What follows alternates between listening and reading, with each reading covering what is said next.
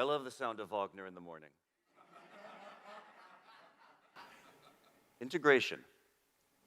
Integration in the arts. What is it and why is it important? Let me put it to you this way. How many of you have been to a movie recently? One person? A few people. A few people. I haven't recently. But think of the last time you went to a movie and it felt like a really integrated experience, where every aspect of the film was geared towards a single purpose, a single idea. It's a rare and extraordinary achievement. I think of the great films of Alfred Hitchcock from the 40s, 50s, and early 60s, where the script, the direction, the acting, every aspect of the cinematography is governed by a single overarching vision. That's a rare achievement in any age. And these days, movies like that are like solitary peaks in an otherwise desolate landscape. Nowadays, a lot of the big Hollywood blockbusters, you have a screenplay that's written by a committee of people, all of whom are trying to second-guess what the audience wants to see. You have creative conflicts between directors and producers, and of course, the great cancer of second-handedness. Let's just remake a movie that everybody has already seen. What may surprise you is that the second-handedness, the mediocrity, the disintegration that we see in a lot of cinema was very common in opera in the 19th century. And there was one man who came along and decided that he wanted to change that. That man was Richard Wagner.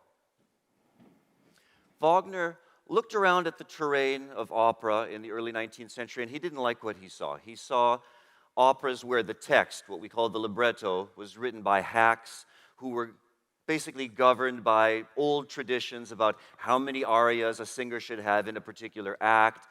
The composers were basically talented tunesmiths, but the music had no real fire or excitement to it. The singers were primarily concerned with fame and fortune and not with moving the audience deeply.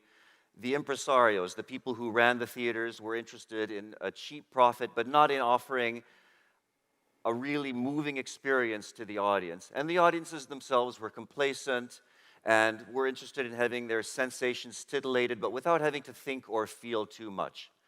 Wagner looked around at all of this and thought, this is wrong.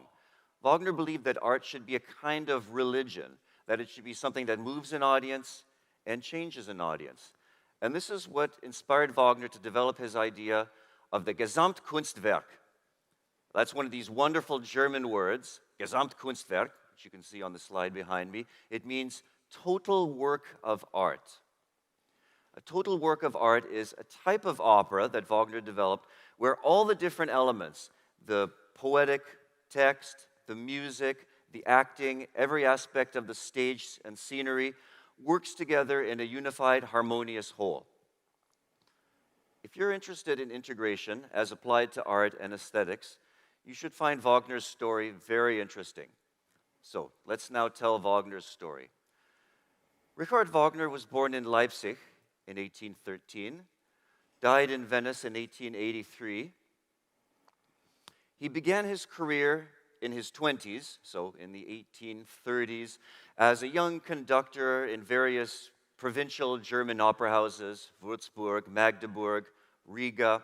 He got to know the opera repertoire very well. He got to know all the popular Italian operas, French operas, German operas, and in the 1830s, he had some experience writing operas himself. His first three operas, The Fairies, The Ban on Love, Rienzi, the Last of the Tribunes, he wrote while he was in his 20s.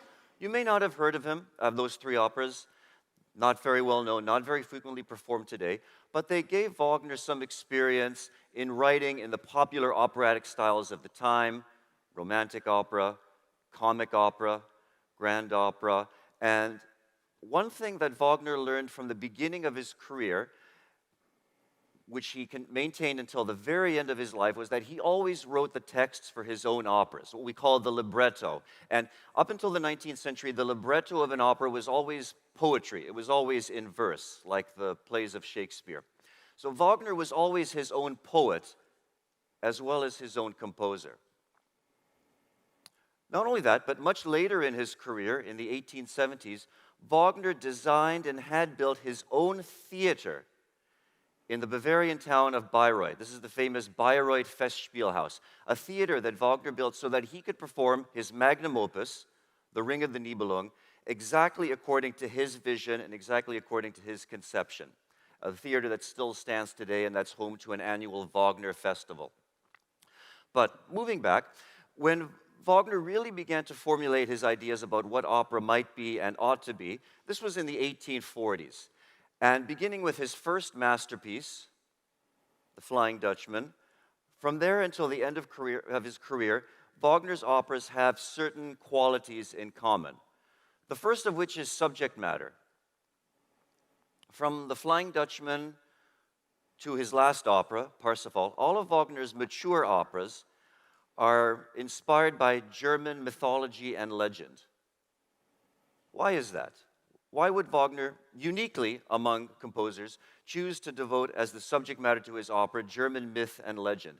The usual explanation that's offered is, well, Wagner was an ultra-German nationalist, so of course he's trying to celebrate the best of the German past. Sure enough, he was a nationalist, but that's not a fully satisfactory explanation.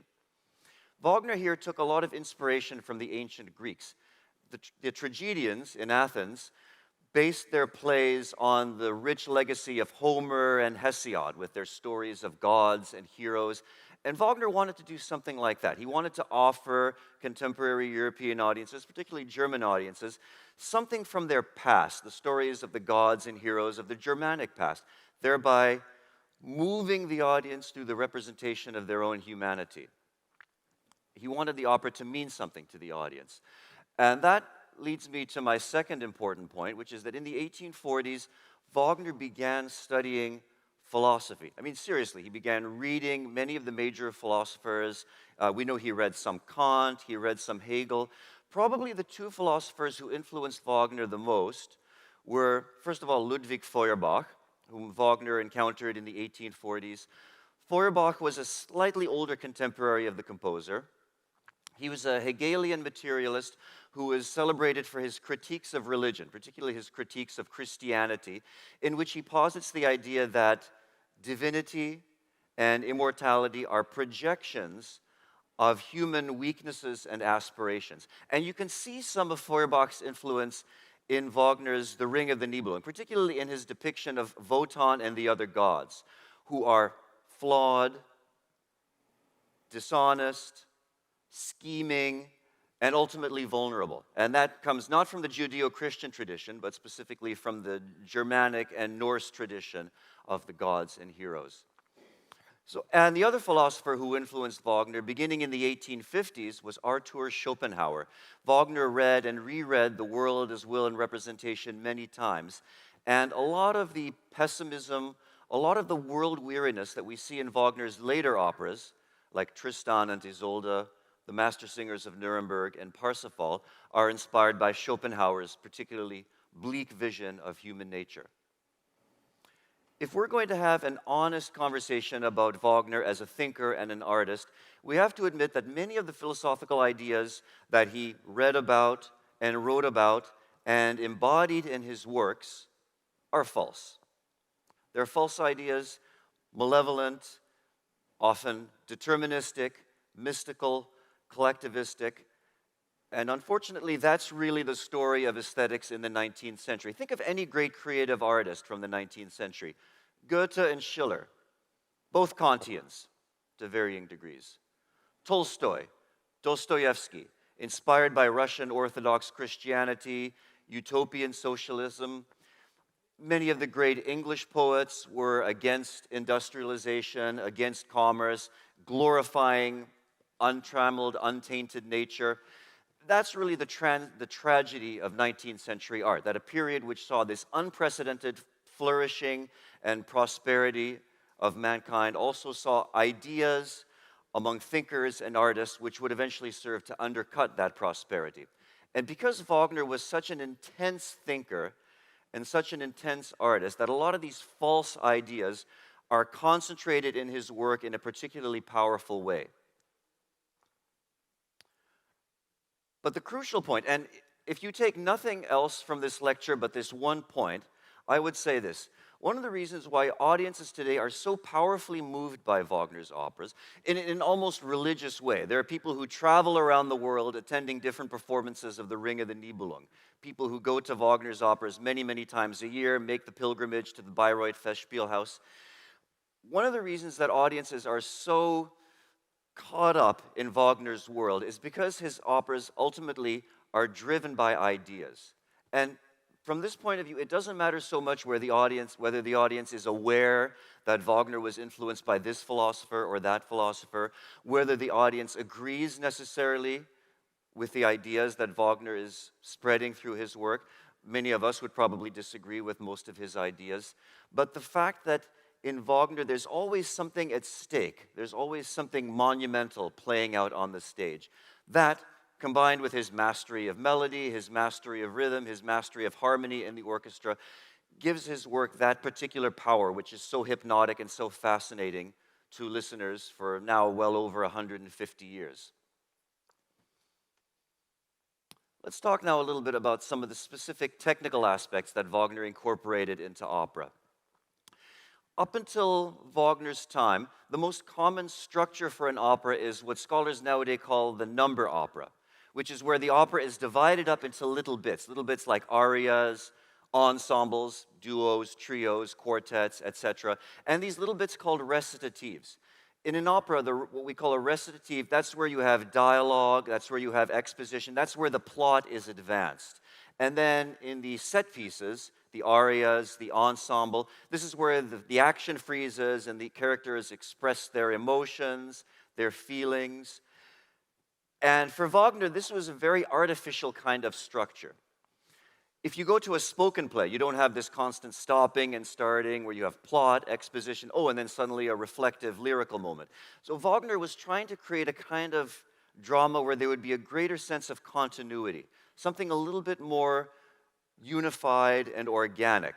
So over the course of the operas that Wagner wrote in the 1840s, The Flying Dutchman, and then Tannhäuser, and then a few years later, Lohengrin, we see this progression where he breaks down the barriers between the individual sections of an opera, between recitative and aria, ensemble, chorus, where the basic element of musical structure is not the individual number, but an entire scene, or even an entire act. Even an entire act lasting an hour or an hour and a half is thought of as a single musical unit. So that's one kind of integration that Wagner was able to achieve. What does this mean in specific terms, the relationship between the words and the music? Wagner was an innovator in these respects as well. There was a period around mid-century, around 1850, where Wagner took a long break from composing opera. He'd just finished Lohengrin, and he was embarking on his magnum opus, The Ring of the Nibelung, and he was starting to clarify his ideas about what opera should be, what the verse or the poetry should be like, what the music should be like. Specifically in the domain of poetry, Wagner did two things that nobody before him had done. He got rid of rhyme. He got rid of the end rhymes. And later on, when we see an example of Wagner's poetry, I'll point that out as well. And he also got rid of the traditional meters of operatic verse, the tetrameters, the pentameters, the hexameters. He got rid of all of that. So if you actually look at a libretto for a mature Wagner opera, from the Ring onwards, the lines are all of variable lengths and there's no rhymes at the end. This was important for Wagner because the traditional type of opera libretto with regular rhymes and regular meters, it tends to straitjacket the music. It tends to put the music into this kind of regular sing-song rhythm, which is exactly what Wagner was trying to get away from. He was trying to move towards this idea of these longer melodies. The term that scholars use nowadays is endless melody. Wagner's endless melody, where these melodies go on and on without break, without interruption. And with regard to the music itself, Wagner's singular innovation was something called the leitmotif. What is a leitmotif? Now, believe it or not, many of you probably have heard or are familiar with leitmotifs in a different context, because leitmotifs are commonly used in film music. John Williams, in his film scores, uses leitmotifs, or something like leitmotifs all the time. Think of the shark in Jaws. That's always accompanied by a particular musical leitmotif. Think of the various characters in the Star Wars films. They each have their own themes, which function as leitmotifs. A leitmotif is a musical theme or a fragment of a theme that characterizes a person, an object, an idea, or an emotion. And in his later operas, the operas that he wrote after 1850, the musical texture is saturated with these leitmotifs. Leitmotifs representing the major characters, the major concepts, the major ideas in the opera. Why are leitmotifs important? In Wagner, leitmotifs serve two crucial integrative purposes. One is they serve to integrate the verbal dimension with the musical dimension. They serve to integrate the poetry and the music. So when a character refers to something or a character arrives on stage, very often the appropriate leitmotif will sound somewhere in the orchestra. But in fact, some of Wagner's most beautiful and subtle uses of leitmotifs are where a character says something that the character himself or herself is not fully aware of the implications of that statement, and the leitmotif in the orchestra tells the audience something that the character doesn't know, something that either foreshadows something to come or relates to something that had happened previously. In a sense, you could almost say that the leitmotifs are like a kind of stream of consciousness or a running commentary, which either reflect or sometimes clash in an interesting way with something that's going on stage or something that the characters are speaking about. The other important integrative function of the leitmotifs is that they serve to unify the musical present with the past and the future. And this is very important when you consider Wagner's massive musical structures. You have scenes that last up to half an hour, acts that last an hour or an hour and a half. The leitmotifs can be used to refer back to something that had happened previously in the drama, some character or some object or some incident, or they can also be used for foreshadowing. And we'll see some examples of this a little bit later on when we get to our example. Now, that's basically the theory. Let's now turn our attention to the practice, and I've kept you waiting for the music long enough, so we'll get to the music in a couple of minutes. First of all, we're going to talk today about Wagner's magnum opus, The Ring of the Nibelung. This is a cycle of 4 operas on which Wagner worked over a period of 25 years, 2.5 decades, from about 1849 until 1874. Wagner worked on The Ring of the Nibelung, including the writing of the text, and then eventually the composition of the music, during which, of course, he worked on the theater where the Ring cycle was eventually premiered. So if I were to summarize the action of the 4 operas of the Ring of the Nibelung, I would say this. So the first opera is called The Rhinegold. It tells the story of a dwarf named Albrecht. Albrecht steals this golden treasure from the River Rhine, and he uses it to forge a ring of power. That, by the way, is why the entire cycle of the operas is called The Ring of the Nibelung. Albrecht is the Nibelung, and he steals this golden treasure and uses it to forge a ring of power, hence the Ring of the Nibelung. In the first opera, The Rhinegold, Albrecht steals the golden treasure, forges the ring, and then the ring is stolen from Albrecht by Wotan and the other gods. Wotan steals the ring for the purpose of paying a debt to 2 of the giants who build the god's fortress of Valhalla, way up in the cloudy heights. And then whereupon Albrecht places a curse on the ring so that anyone who possesses the ring or anyone who covets the ring will be destroyed by it. And that has important consequences later on in the cycle.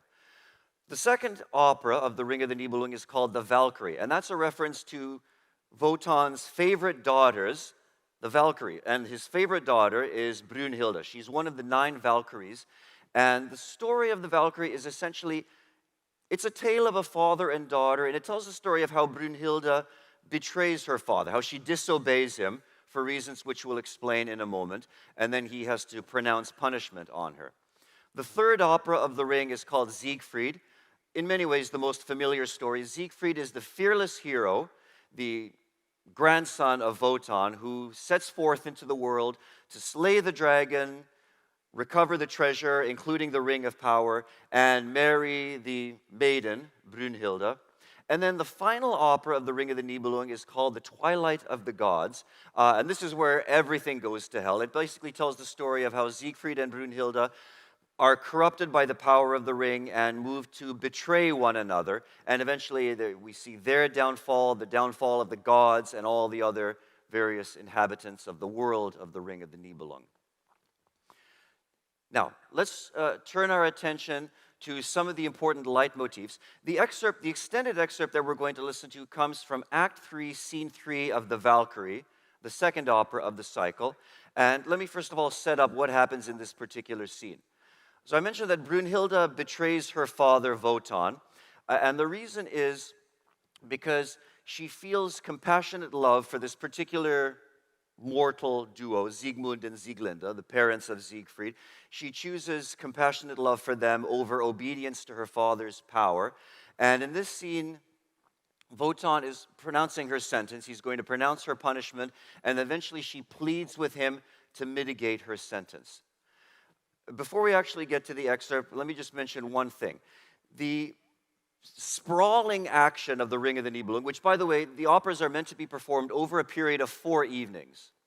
4 evenings, usually spread out over a period of a week.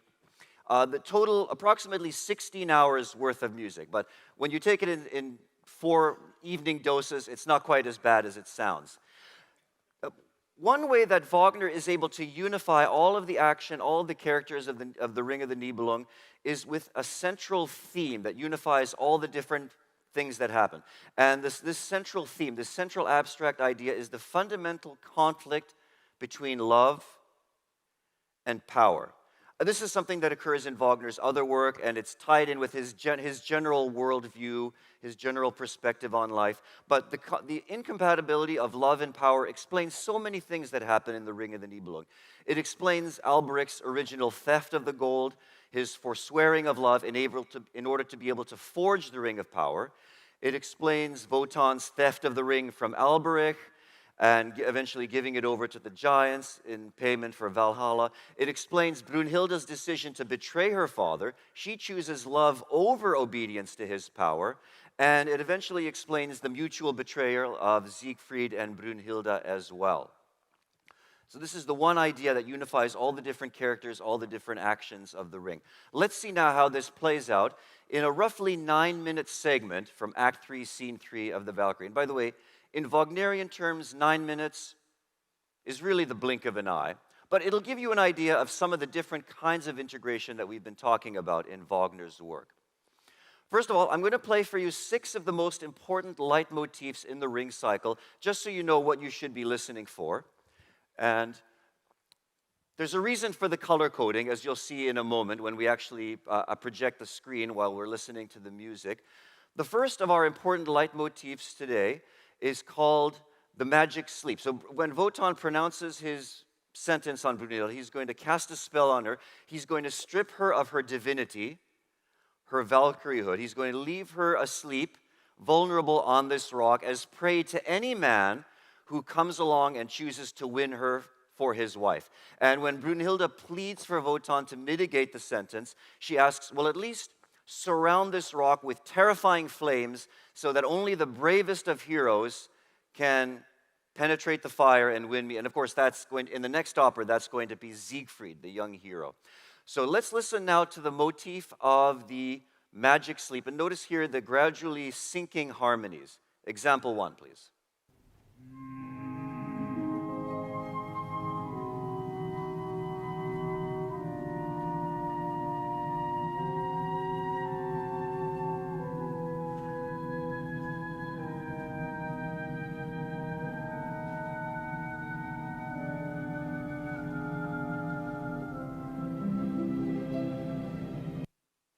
The second of our leitmotifs is called Brunhilde's slumber. This is when Brunhilde is actually in the sleep-like state, as we'll see later on.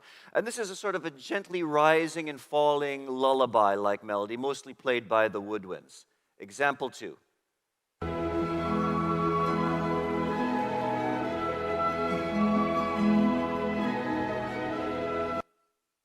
Example 3 is the heroic leitmotif of Siegfried, the hero who does not appear in this opera, but in the next opera. So this is an excellent illustration of Wagner's use of foreshadowing, of the use of leitmotifs to unify and integrate the present with something that's going to happen in the future. It's a heroic motif often played by either the horns or the brass instruments. Example 3, Siegfried.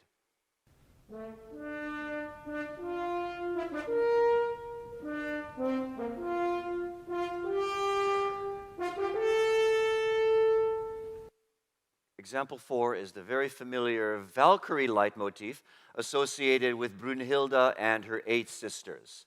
Example 4.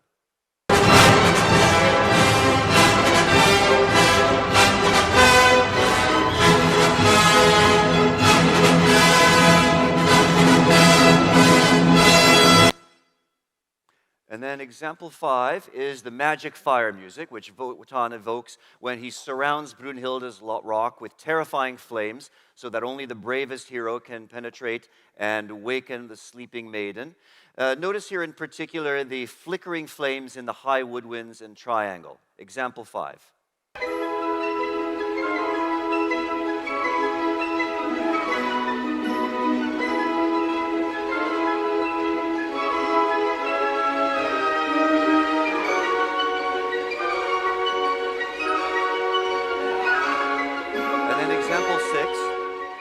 Example 6 is Wotan's love, and this is where the god's heart finally melts towards his favorite child, and he agrees to mitigate the sentence. Listen here in particular for this descending line in the wind instruments. Example 6.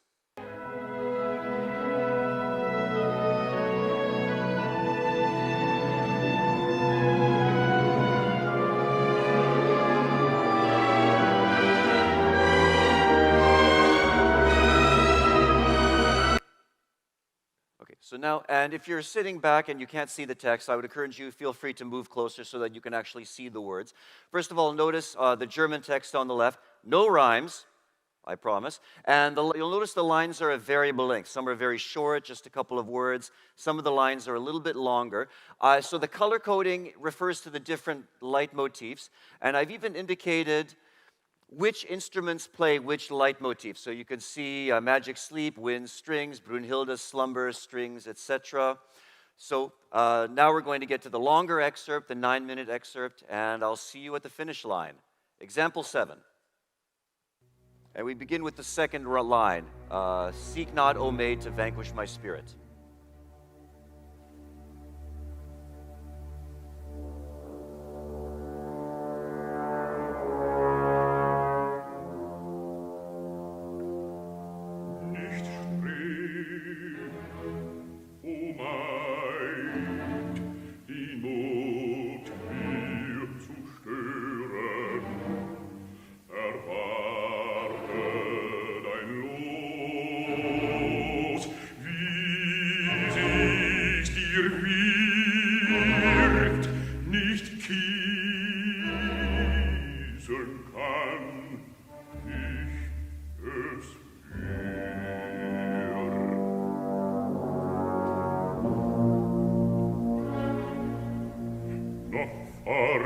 Muss ich jetzt fern mich verziehen, zu viel schon zöger ich hier. Von der abwendigen Welt ich mich ab, nicht wissen darf ich, was sie sich wünscht, die Schranke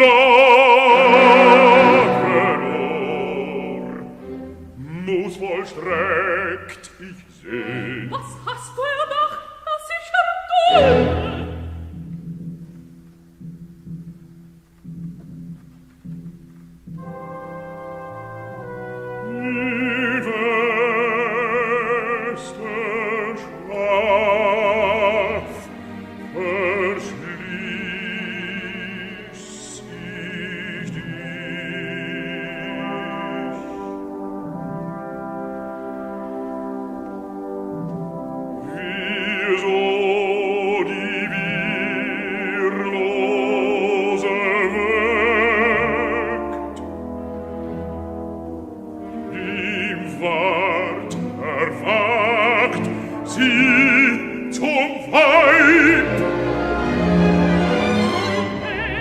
Schlaf ist nicht wahr, im Heiß, Mannes und Leuchten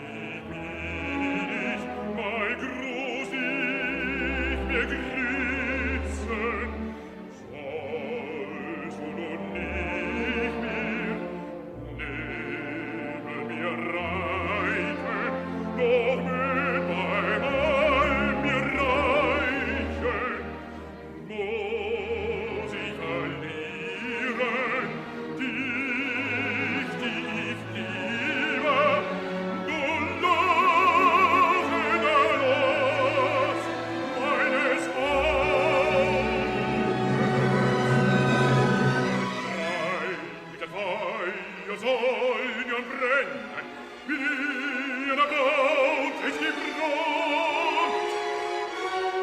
Gaben die Glut, glühen den Fels, die Tiere, die Blicke, wie sie taten, ihr Feige, höher des Hells.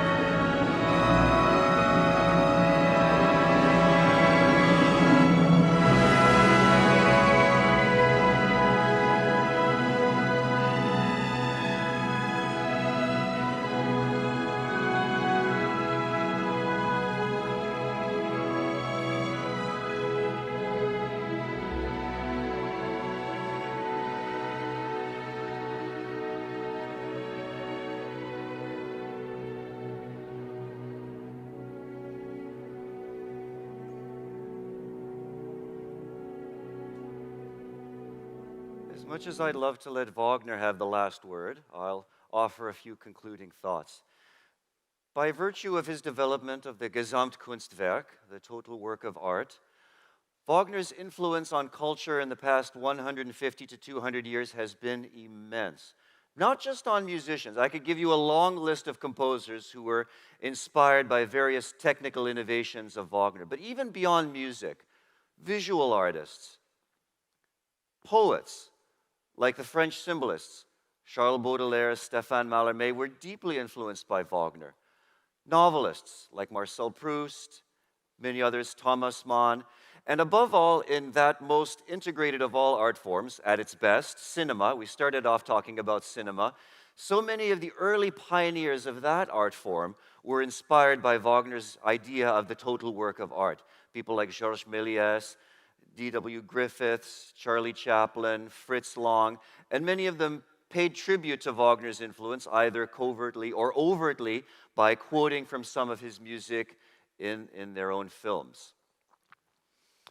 We've seen that Wagner, by virtue of his integration of all these different elements, poetry, music, ideas, philosophy, is able to provide a kind of an integrated artistic experience which was totally new in the history of music, totally new in the history of opera, and which has had so much influence on art of the future right up until the present, and which has given us this legacy of some of the most moving experiences that the theater has to offer.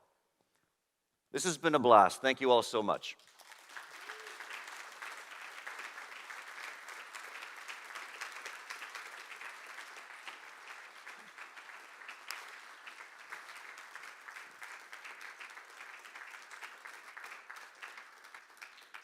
Okay, I'd love to answer your questions. Microphone's over here.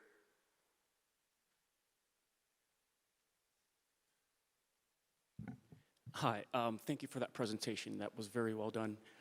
Two questions for you. First one is, as I understand it, when they were rehearsing Beethoven's Fifth Symphony, the orchestra was just lost.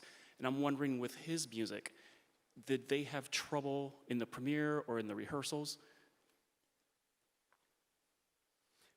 Wagner's operas, especially his mature operas from The Flying Dutchman onwards, they did pose challenges specifically for singers more than anything else.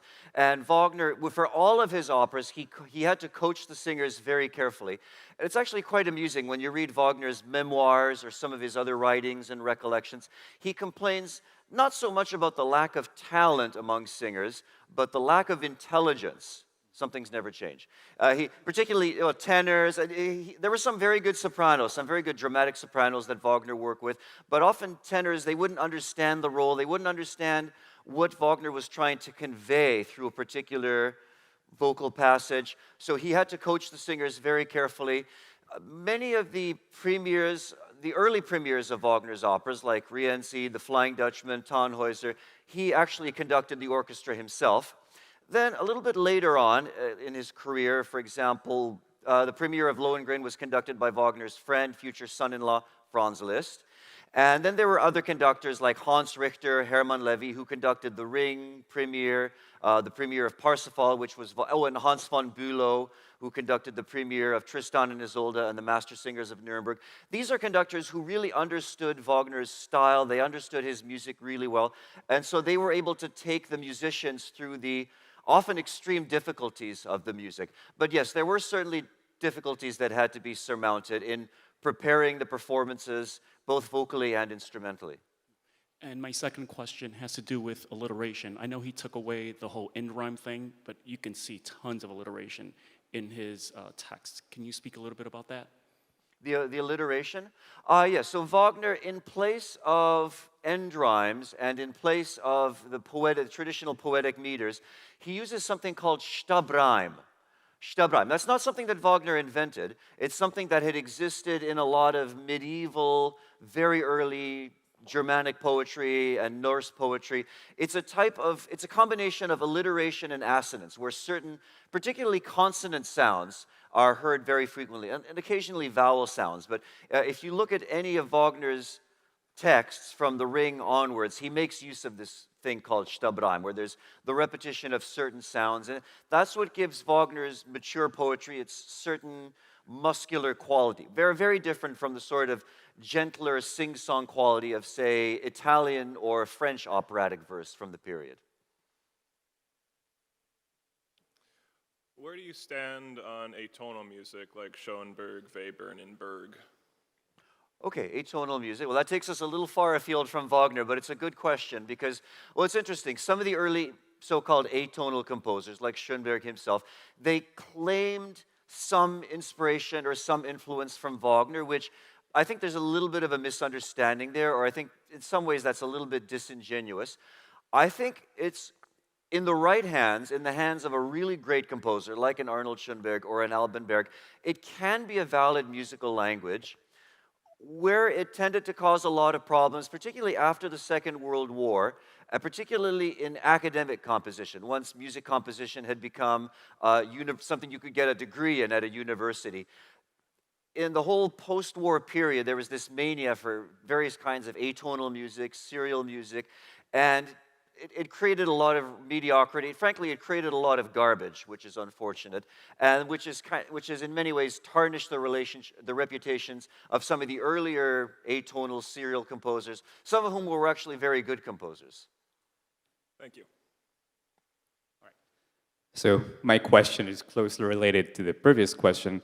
There's a popular idea that Wagner's harmonic innovations gave rise to a trend in music that ultimately led inevitably to atonality.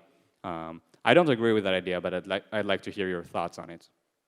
Yeah, so the question was whether Wagner's harmonic innovations gave rise to atonality at the turn of the century, or just after the turn of the century.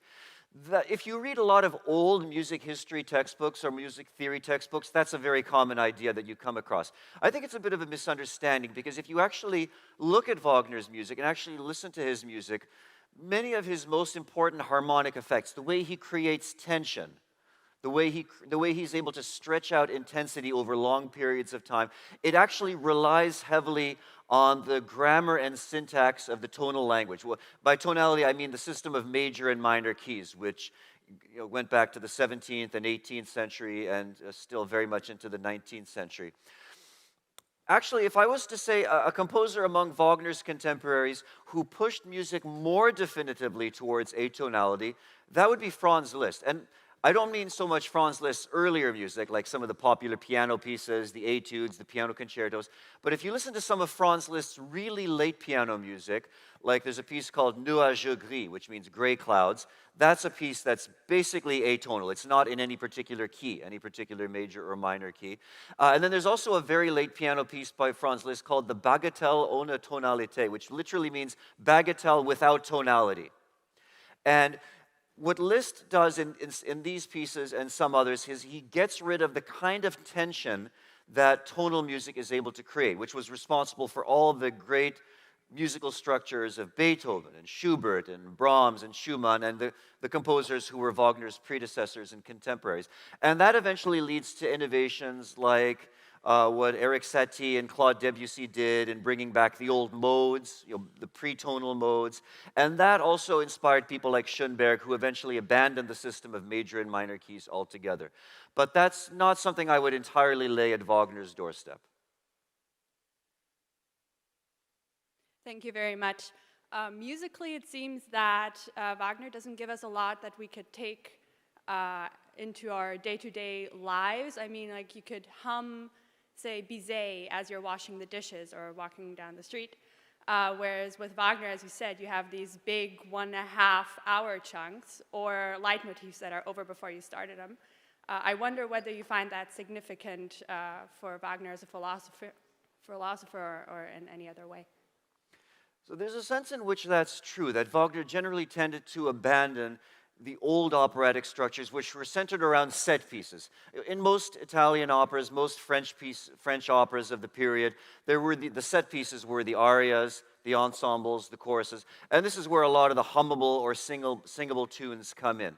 I wouldn't say that Wagner's operas are necessarily completely deprived of those kinds of recognizable lyrical moments, and here, I think a broader acquaintance with Wagner's work. I mean, we just listened to a relatively brief 9-minute excerpt, which was intended to illustrate certain specific points about how he does integration and how it all flows into a coherent whole.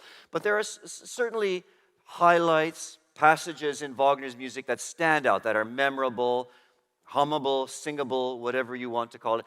I wouldn't say that was Wagner's primary purpose. His primary purpose was to write drama, where he carries the listener on a journey that goes for many, many minutes or even a couple of hours. But there are certain lyrical movements that stand out, and there are even passages, and even in the later operas, which are a little bit like operas or duets. One of my favorite examples is the Act 2, Scene 2 love duet in Tristan and Isolde between the two title characters, which is really as glorious and radiant as any love duet in Italian opera or French opera, if you accept it on its particular terms, the kinds of structures and the kinds of melodies that Wagner was trying to write. So it's a different approach to opera than what you find among contemporaneous Italian and French composers. Thank you. Hello. Thank you for a great talk and the chance to hear some wonderful music. And I guess I'd be curious to hear just your thoughts really on the tension between Wagner's sense of life, and I think what comes through in the music, versus his sort of stated philosophy. Because I think he's always reminded me a little bit of Victor Hugo, who's a favorite writer of mine, where I think the philosophy is quite Christian and murky and not something that appeals, but the text is magnificent and larger than life. And I think Wagner, to me, is very similar. I find something so life-affirming about his music in a way I probably don't with any other artist, and yet outwardly the philosophy is, I mean, pretty damning of man. And anyway, I'd be curious to hear you. So you mean tension between Wagner's conscious philosophy and his sense of life? Yes, and what makes an objectivist still able to enjoy his music so much? Well, actually, I think Wagner's sense of life is what you would expect it to be given his philosophy, given his philosophical ideas. So I wouldn't say there's necessarily a tension there. His philosophy was certainly malevolent in all the ways that we talked about. Deterministic, collectivistic, altruistic. As far as his sense of life is concerned, there is a certain Pessimism, again, a lot of that comes from his readings of Schopenhauer, and you find it more and more in the later operas where there's this sense of resignation, this sense of world weariness. But the crucial point, and getting to your second question, which is how can we enjoy music, which is philosophically false as well as problematic from the point of view of sense of life? Well, malevolent art very often can be uplifting. It very often can be moving. Again, the novels of Dostoevsky or the short stories of Dostoevsky are a good example. I would say, in general, Russian creative artists of the 19th century tend to be fairly malevolent. There's definitely a strong malevolence in a lot of Tchaikovsky's music. There's a lot of malevolence in Rachmaninoff's music. More specifically, they're very much determinists. More specifically, fatalists. There's a very strong element of fatalism in a lot of 19th century writing and music, including Tchaikovsky and Rachmaninoff. And yet, we can still thrill to the melodies and the glorious orchestral sounds of these composers. So we take from the art what is there, and we can leave the philosophical ideas that we disagree with, even to some extent the sense of life that we disagree with. Now, if the sense of life was benevolent or positive, that would be much better, but unfortunately in 19th century art, that's a little bit more rare. Thank you. We have a question from the online audience. Could you please recommend some immediate next steps for those of who know very little about opera and want to learn to appreciate Wagner? Next steps for people new to Wagner who want to appreciate Wagner. Well, I wouldn't necessarily begin by trying to take in an entire Wagner opera in one sitting. Some people may do that, and that may be a profoundly revelatory and moving experience. But I would probably begin with excerpts. There are a lot of good recordings out there of highlights from The Ring and the other operas, including instrumental highlights, the overtures, the preludes that introduce the operas, sometimes some of the popular numbers from The Ring, including the entry of the gods into Valhalla, the Rite of the Valkyries, which we heard at the very beginning, Siegfried's Forest Murmurs, Siegfried's Funeral March from the end of the Twilight of the Gods, as well as the preludes to Tristan and Isolde, the Master Singers of Nuremberg. That's a very good place to start, especially if you like orchestral music, symphonic music. For those who like singing, who like opera more generally, try to find some highlights, either arias, excerpts, or scenes, extended scenes from the operas themselves. All of the operas have really wonderful vocal numbers, which are very popular with sopranos and tenors and basses and contraltos all over the world. So I would start with excerpts, and then once you get to know the music, once you warm to the style, the harmonic language, and the musical structures that Wagner uses, then I would try to find a good production, which generally means an older production. I'm not much of a fan of the more recent performances and productions of Wagner's music, which tend to be kind of deconstructionist, postmodernist, but there are a lot of good, for example, my favorite video of the Ring cycle is the old Otto Schenk James Levine Metropolitan Opera, which is available on DVD. It's from a DVD box set, so that's something worth looking into. And occasionally you can find some good DVDs from the Bayreuth Opera, the theater that Wagner himself designed and built. So those are just a few ideas.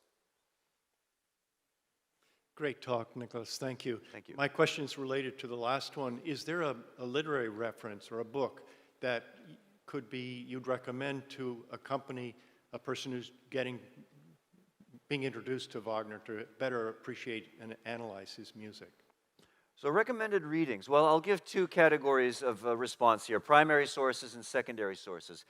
As far as primary sources are concerned, you can't really do better than Wagner's own autobiography entitled Mein Leben, My Life, which he actually wrote later in life. He wrote it after he'd been rescued from poverty and obscurity by King Ludwig II of Bavaria, who asked him to write down a story of his life up until then, which Wagner then narrated to his second wife, Cosima, who wrote it all down. So this was Wagner's recollection on his life in his later times. It's a really fascinating book. Wagner was actually a very interesting writer, not just a writer of music or a writer of poetry, but his prose is actually very interesting. I would actually say his autobiography is probably his best book. His other prose works, where he talks about his philosophical ideas and his aesthetic ideas, they can be a little bit wordy, a little bit long.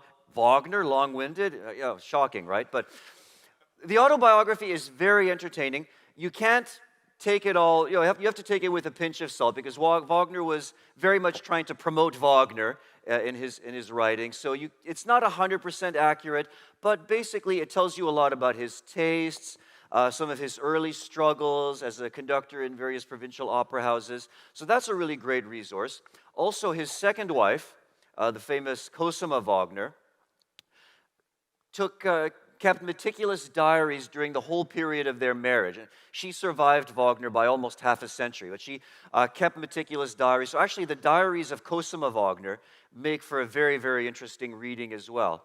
As far as books about Wagner, I'm a huge fan of Ernest Newman, who wrote a 4-volume biography of Wagner, which is, by the way, it's a fantastic read. One of the most exciting books I've ever read, Ernest Newman's Life of Wagner. It's a real page-turner. Once you pick it up, you won't want to put it down. And then there's also a book by Ernest Newman called the Wagner Operas, where he talks a little bit about the sources, the plots, and the music of each of the important operas, from The Flying Dutchman to Parsifal. It's a little bit technical, and it has musical examples, but if you don't read music, and if you don't know a lot about music, you can skip some of the detailed musical examples. But in terms of plot synopses, that's, I think, one of the really good books out there. And then more specifically on The Ring, I would recommend the book by Derek Cook called I Saw the World End, which is, unfortunately, the book was cut short by Derek Cook's tragic early death. If he'd lived longer, it would have been probably the definitive study of the Ring of the Nibelung. But that's a book that many of my students like and that I highly recommend. Hi, I was thinking you could maybe add to that a movie with Richard Burton, who played Wagner. It's a TV miniseries in 5 hours, I think. Richard Burton played Wagner. I wanted to ask maybe 2 questions. One was about, music. The very, very beginning of Das Rheingold is like one chord, an E chord, and it goes on. It starts like a seed that will become a tree. And it starts small, one note, builds and builds to da, da, da, da, da, da, da.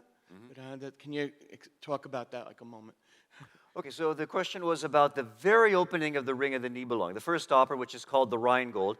It begins with this basically 4 or 5 minute introduction, just the orchestra, even before the curtain rises. It's actually supposed to represent creation itself, the creation of nature. So it begins with this low E flat in the basses, and then you get these rising figures in the horns, which gradually morph into this leitmotif representing the Rhine itself, representing the River Rhine, this etc. So Wagner, at the very beginning of the first opera of his massive tetralogy, gives us this music which seems to suggest the act of creation, the birth of nature itself. It's really quite extraordinary and quite gripping. And you had a second question, which I guess will be our last question. Yeah, I really like that, because it seems like no other opera before that had ever had an introduction like that. That's a brand new type of introduction, a very modern intro to any opera. But also, so you're saying that, Wagner seemed to be the backlash to what he had seen before, like what was going, like Donizetti and Bellini and other types of operas. He was against what he had seen. But then it seems later there was a backlash against Wagner, that people like Claude Debussy didn't like all this big, grand stuff. You know, they wanted to go back to a more simpler. Like, what was the reaction against Wagner's style of music? Well, you know, even many of the musicians who claimed to react against Wagner or who claimed to disagree with Wagner's aesthetic ideas were nonetheless influenced by him. Actually, Debussy, since you mentioned Debussy, he's the best example. Debussy started off as a Wagnerian, became an anti-Wagnerian, but if you listen to Debussy's later music, he never really quite escapes from the influence of the master of Bayreuth, and that was actually the fate of many, many composers, great and small. We can talk a little bit later on about some of the backlash of Wagner and others, but thank you all very much.